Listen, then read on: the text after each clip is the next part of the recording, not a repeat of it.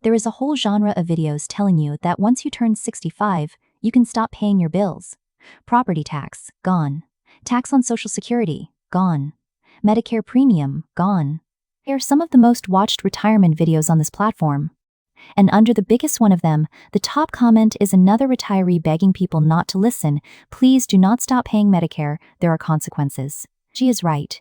Today we take 7 of these claims one at a time and check each one against the actual rule. 3 of them are true. 3 are simply false. And one of them, if you believe it, follows you for the rest of your life. Here is the thing. Every one of these claims is pointing at something real. There is a senior property tax break. There is a bigger deduction at 65. There is a program that pays your Medicare premium. So the videos are not invented out of nothing. What happens is that a real rule with conditions attached gets flattened into a birthday present. Conditions are where all the meaning lives, and the conditions are exactly what gets cut.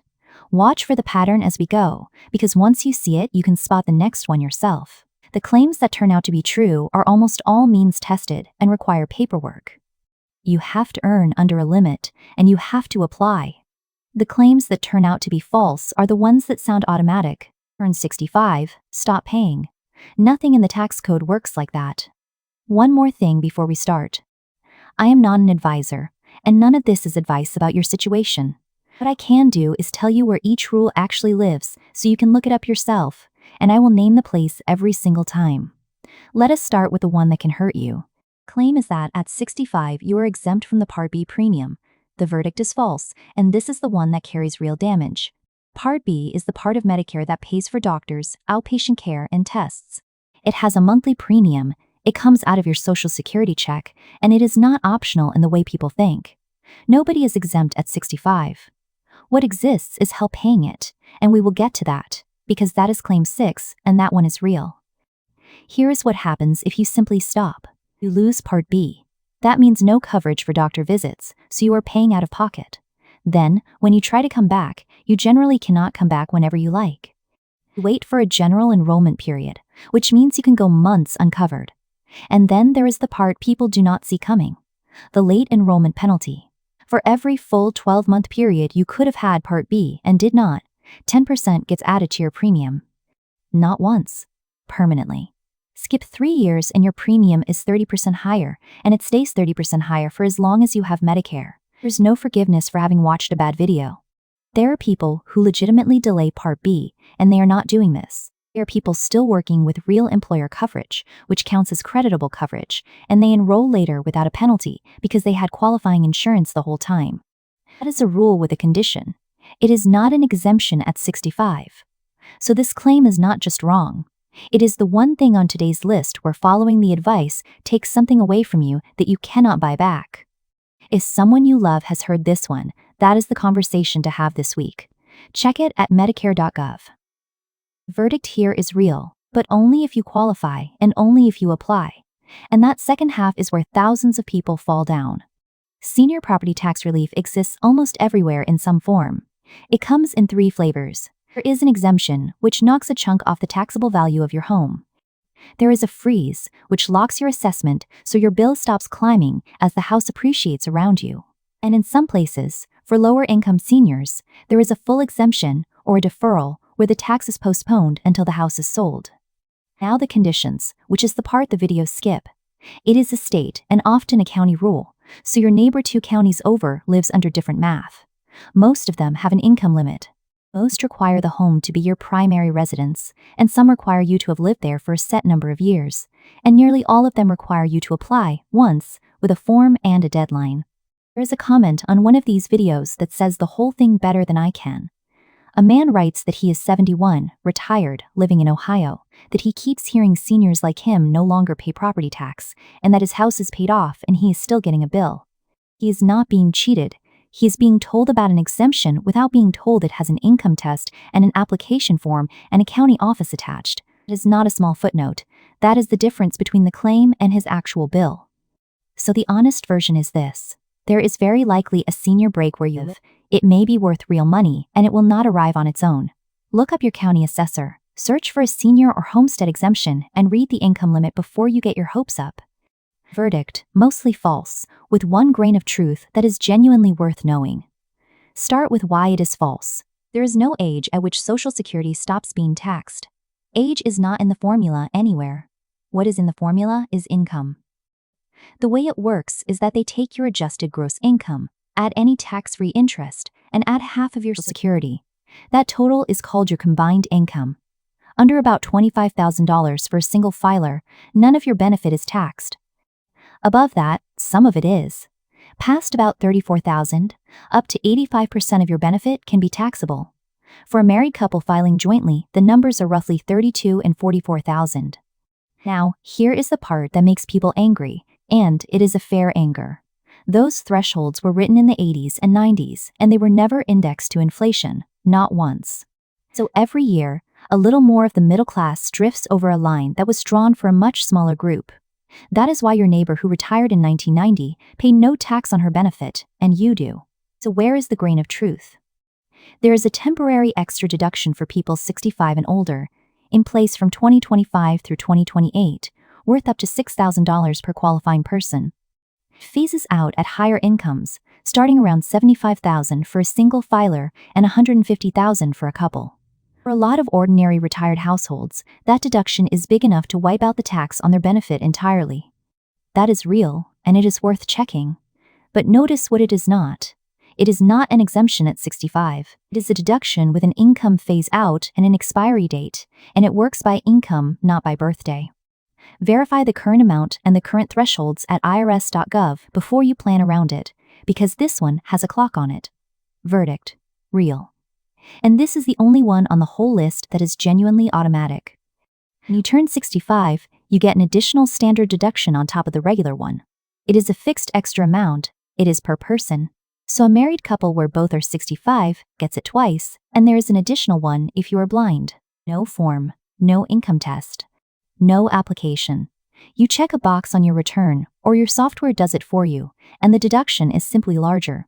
If you are 65 and using the standard deduction, you already have this whether you knew about it or not. It is not a dramatic number, and it will not change your life.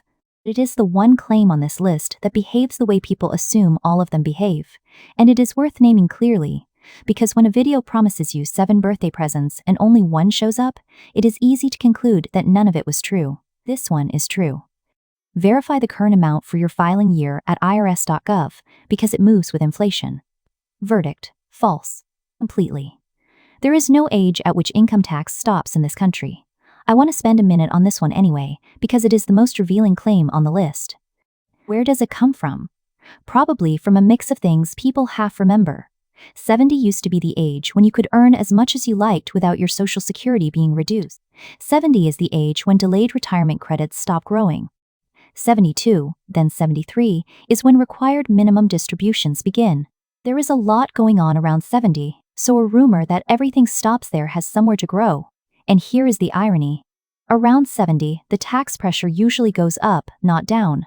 Because required minimum distributions kick in and force money out of your pre-tax accounts, whether you need it or not. And every dollar of that lands as ordinary income. It can push more of your Social Security into the taxable range, and, at higher incomes, can trigger a Medicare surcharge as well. So the truth is close to the opposite of the claim. If anything, 73 is the age you want to plan for, not the age you stop needing one. Verdict: real if you qualify. And this is the best kept secret on the list, which is a shame, because it is worth more than everything else here combined for the people it fits. There is a set of programs called Medicare Savings Programs. If your income and your assets are under the limits, they pay your Part B premium for you. That is the honest version of stop paying your Medicare premium. Not an exemption at 65. Benefit for people under an income line that you have to apply for through your state. There are a few tiers. The broadest ones cover the Part B premium. The most generous one also covers deductibles and coinsurance, and it comes with a very useful side door. Qualifying usually enrolls you automatically in extra help, which cuts your prescription drug costs too. Now, the part that should bother you. A large share of the people who qualify for these programs never sign up, not because they were denied, because nobody told them, and the application goes through the state, not through the Medicare office people think of. So the money sits there. There is a second, separate thing worth knowing: if your income is on the higher side. If you pay an income-related surcharge on your premium, and your income has since dropped because of a life-changing event, retirement itself counts, you can ask for that surcharge to be recalculated. Form is SSA 44. The surcharge is based on a tax return from 2 years ago, so people newly retired are routinely paying a surcharge based on their working income. That is worth a phone call.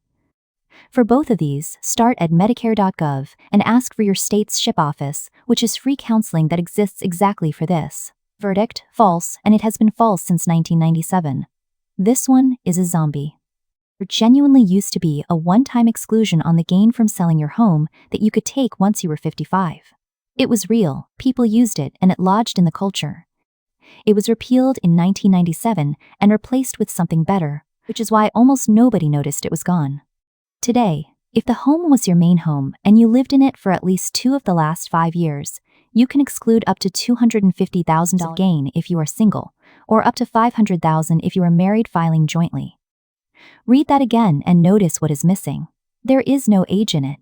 A 35-year-old gets the same exclusion. It is not a senior benefit, it is not once in a lifetime anymore, and waiting until you are 55 to sell buys you nothing.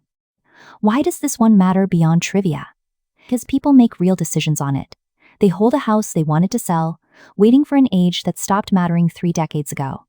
Check the current rule at irs.gov before you time a sale around a memory.